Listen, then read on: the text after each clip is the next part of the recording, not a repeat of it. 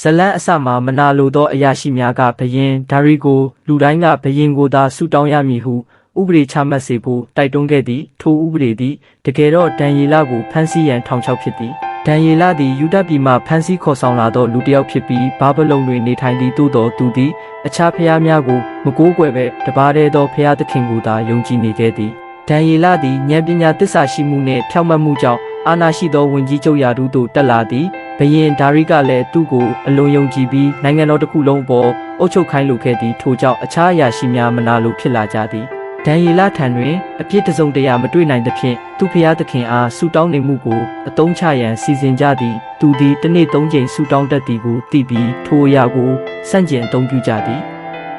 ဥပဒေထွက်ပြီးနောက်တွင်လည်းဒန်ယေလသည်အမြဲလုပ်သလိုပွင့်ပွင့်လင်းလင်းဆုတောင်းနေစေဖြစ်သည်ထို့ကြောင့်အရာရှိများကဖမ်းမိပြီးဘယင်ထံတိုင်ကြားကြသည်ဘယင်သည်စိတ်မကောင်းဖြစ်တော်လဲဥပဒေမပြောင်းနိုင်သဖြင့်ဒန်ယေလကိုချင်းသေးတွင်နဲ့ပစ်ချစေသည်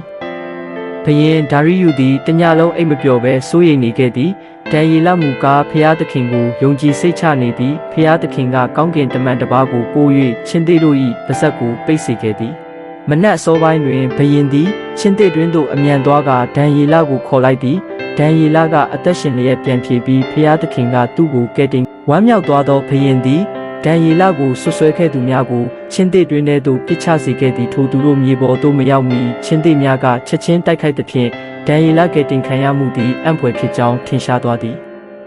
ဘယင်ဒါရီသည်ဒန်ယေလ၏ဖျားသခင်ကိုအသက်ရှင်တော်မူသောဖျားဟုကြေညာပြီးနိုင်ငံတော်တစ်ခုလုံးကရိုသေရမည်ဟုအမိန့်ထုတ်သည်ဒန်ယေလ၏တစ္ဆာရှိမှုကနိုင်ငံတစ်ခုလုံးကိုပြောင်းလဲစေခဲ့သည်